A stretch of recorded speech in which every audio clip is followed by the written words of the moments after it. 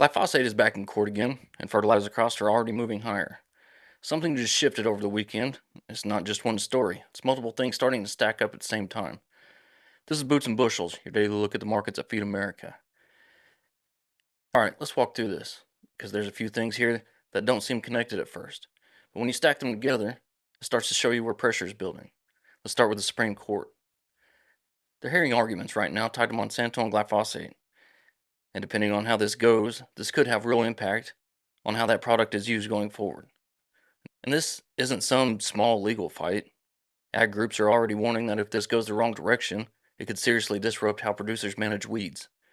If something like glyphosate gets limited or restricted, you're not just talking about switching products. You're talking about higher cost, fewer options, and a lot more uncertainty going into future seasons. Now layer this on top of what's already happening with inputs. Fertilizer and fuel costs are moving again. Reports are showing that just a $10 move in crude oil has already pushed anhydrous ammonia up around $30 per ton. That's not small. That's the kind of move that forces decisions. You start looking at shifting acres. You start rethinking how aggressive you want to be.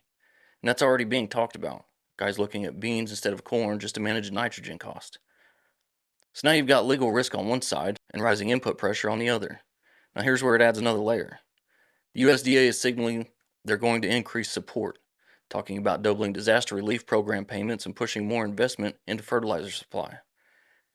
And that sounds helpful on the surface, but when you step back, that tells you something else. There's enough stress in the system right now that they feel like they need to step in harder. That doesn't happen when things are calm. Planting is moving, but it's not happening under ideal conditions everywhere. You got storms in some areas, dryness building in others. And even up north in places like Alberta, ranchers just dealt with late season storms right in the middle of calving. That's the kind of timing that creates problems fast. You've got drought starting to expand again in parts of the Carolinas and the southern US, which starts affecting pasture, early growth, and how livestock gets turned out. So now step back and take a look at all of it together. You got potential changes to one of the most widely used herbicides. You've got input costs pushing higher again. You've got a government stepping in with more support, and you've got weather issues hitting different regions at the same time. None of those things break the system by themselves. This isn't just about what's happening today. It's about how many things are lining up at once, and how fast that can change the decisions producers are making across the board. And that's where the real pressure is building right now. Weather's about to hit producers from two directions, and it's happening fast. Over the next 72 hours, the biggest story is early week severe weather followed immediately by a sharp shift behind it. Starting tonight into tomorrow, a major storm system is moving through the plains into the Midwest, and this is a full severe setup.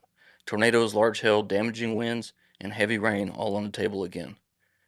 This is lining up right across key production areas: Missouri, Illinois, Iowa, and Kansas, and storms are expected to fire from afternoon into evening hours. This is the kind of setup where things can go from manageable to damage in a very short window. You're looking at hail risk on early crops, wind damage, and livestock stress all at the same time. Now here's where the pattern flips. As this system moves through, it pulls a cold front behind it, and that changes the entire setup.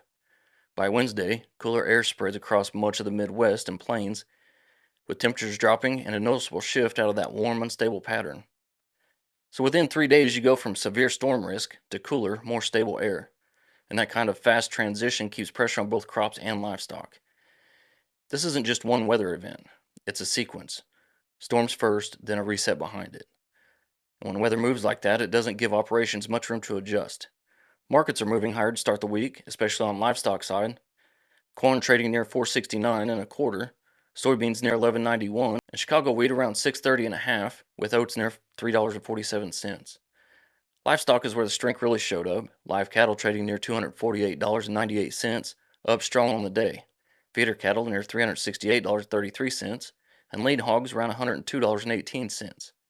And crude oil is holding firm as well, trading near $96.76 a barrel.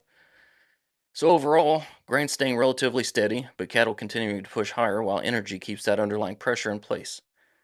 That's Boots and Bushels for today, and I'll be back here again tomorrow.